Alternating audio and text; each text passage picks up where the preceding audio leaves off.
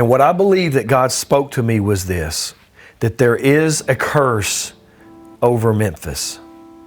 And the reason for the curse is because of the assassination of Dr. Martin Luther King. Growing up in Memphis in the 70s and early 80s was rough. It was right after the assassination of Dr. Martin Luther King, so there was a lot of racial tension. Inner city areas were rough. Me growing up, I didn't know my real father. There was family dysfunction, trauma, abuse. I got involved in crime from an early age. My first arrest was at 6 years old for shoplifting. First time I broke in a house, I was 9. The first time I broke through a roof of a building, I was 14. I was angry. I fought all the time. I stole all the time. Growing up in Memphis, there was a lot of pain and trauma for me. I also had to deal with a lot of racism and prejudice. I saw it from one side in my own home.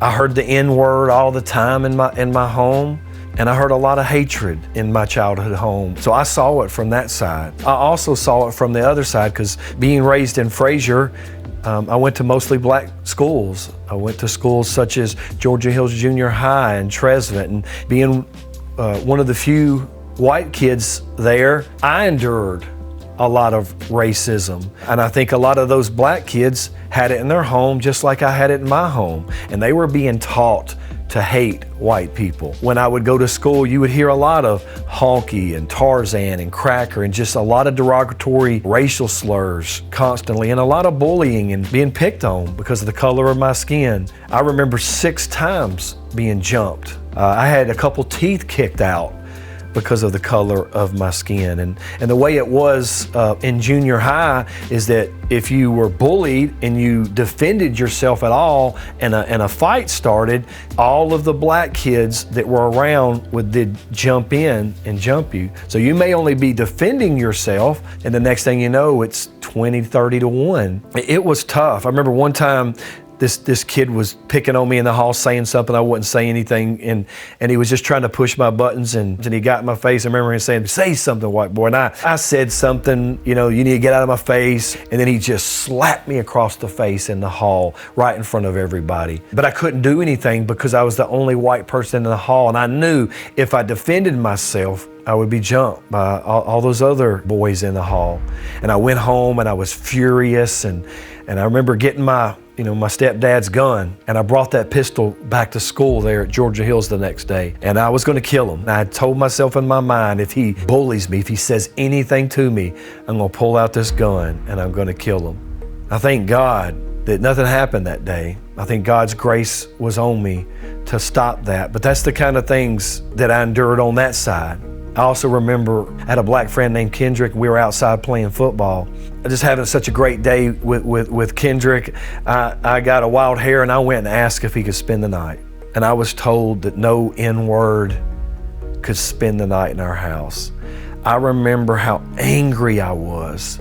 It was the same kind of anger. It's like I was seeing, racism on both sides. I was so angry. I went and told him he couldn't spend the night, and went into the room and just pounded the pillow and cried because it was so unjust. And I just didn't understand, why people had to be that way on both sides. But I learned a lesson from a young black man by the name of Melvin. I was in 9th grade, and I was being picked on by another bigger kid.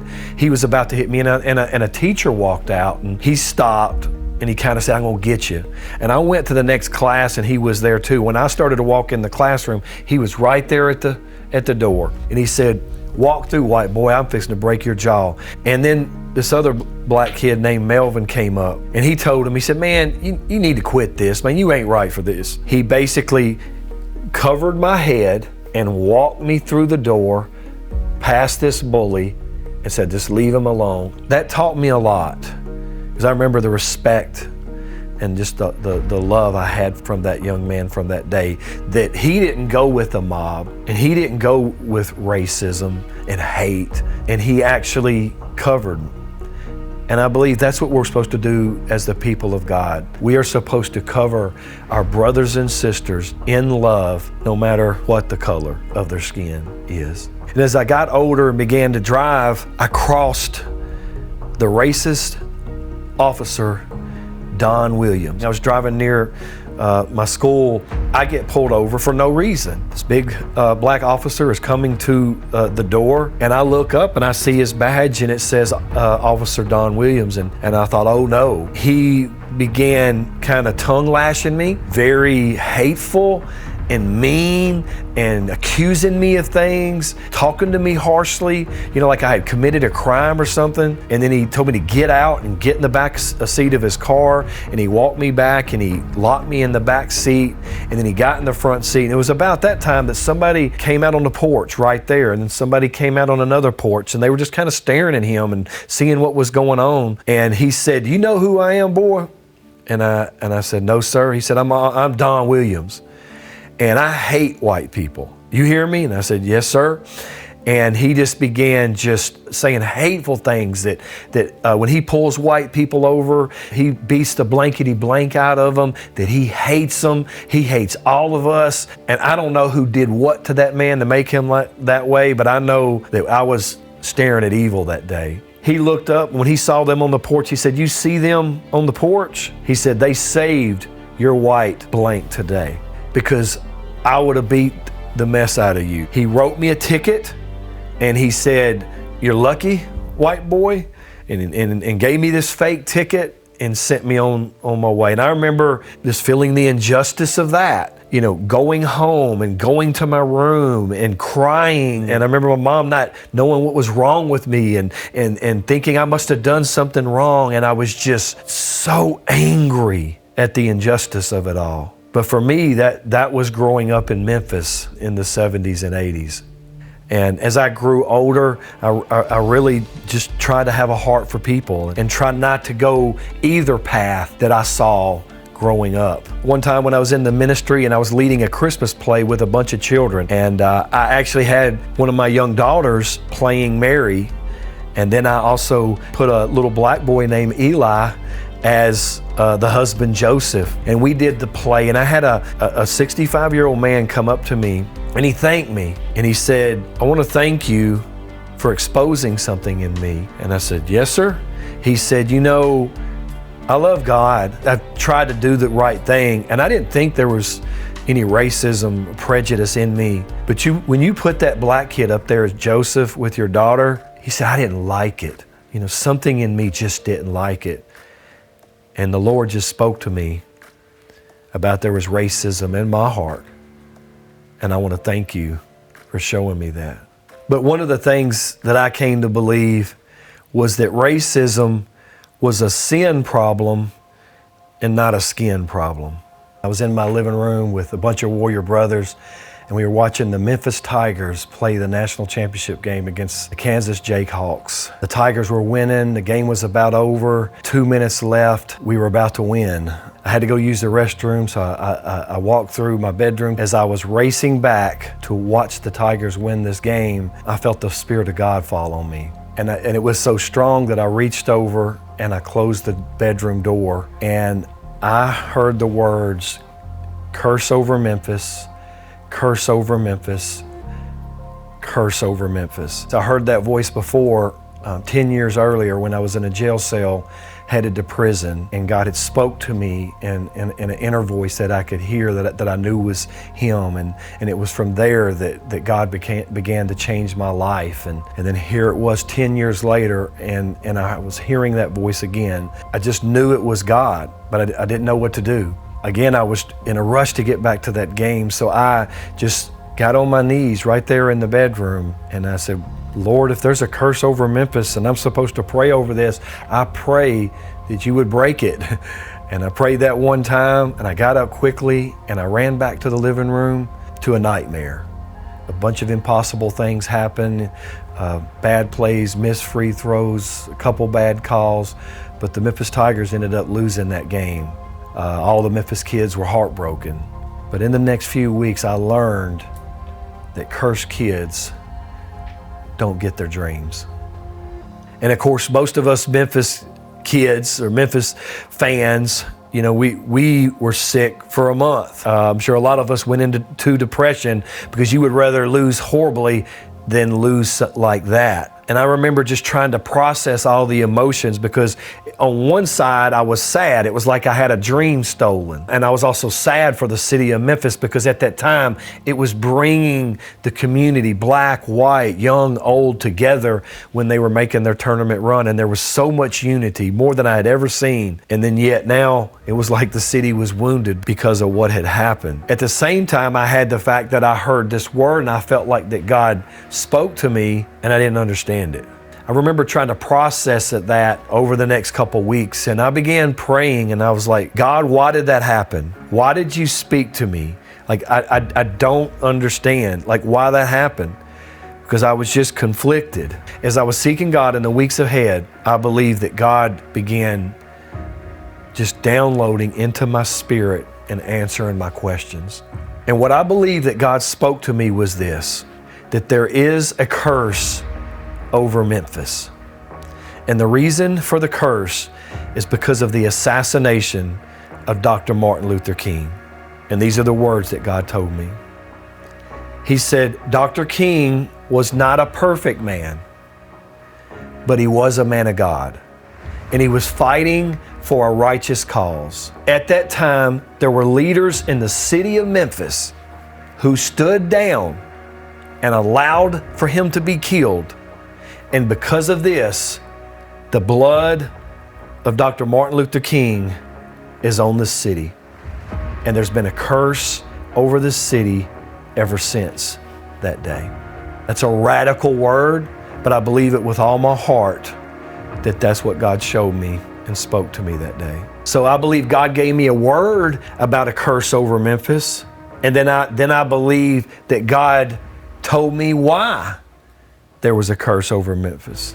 And I remember praying and I said, well, God, why did you share that with me? What am I supposed to do with this?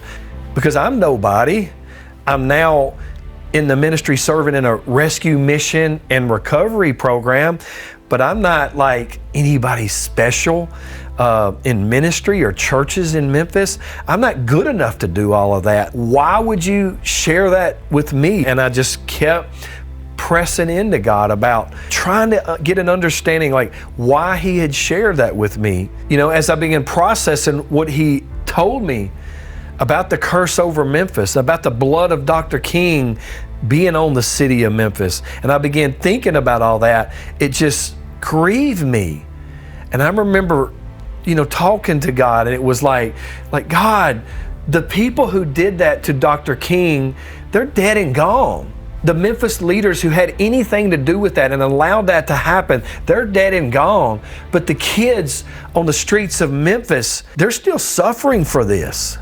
And they didn't have anything to do with it. You know, Memphis has one of the highest murder rates in the country and one of the highest violent crime rates and the worst racism and highest obesity rates, the worst reading levels. Like Memphis is almost a third world country compared to other American cities and near worst in everything. And it's like a black cloud over this city. And it's like we've always been snake bit and things always go south in Memphis, just like in that game.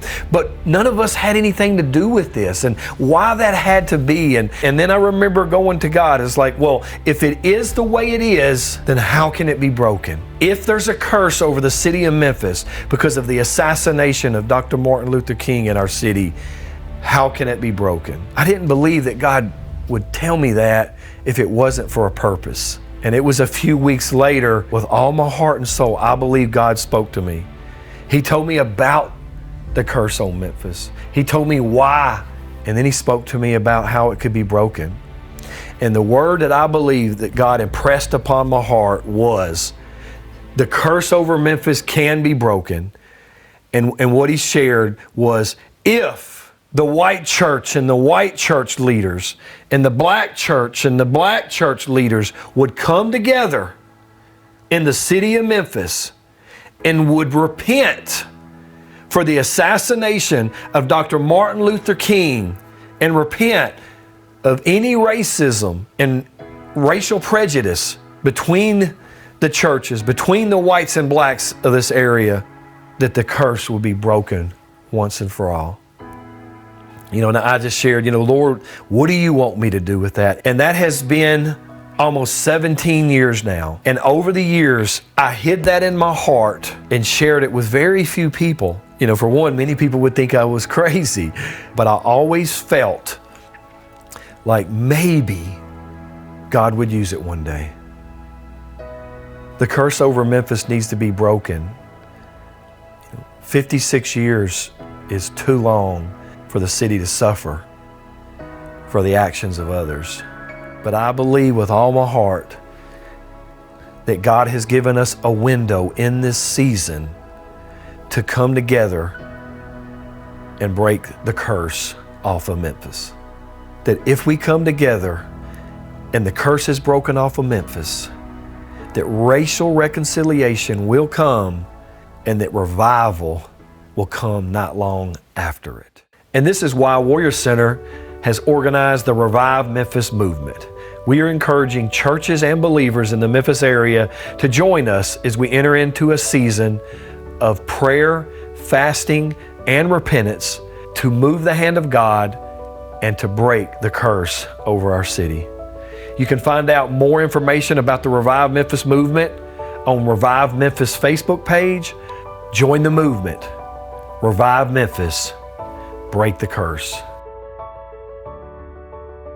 God, please forgive me of everything that I have done. Give me another chance, and I promise you, I will give you my life. I can't do it on my own, Lord, I need you. Sick and tired of being sick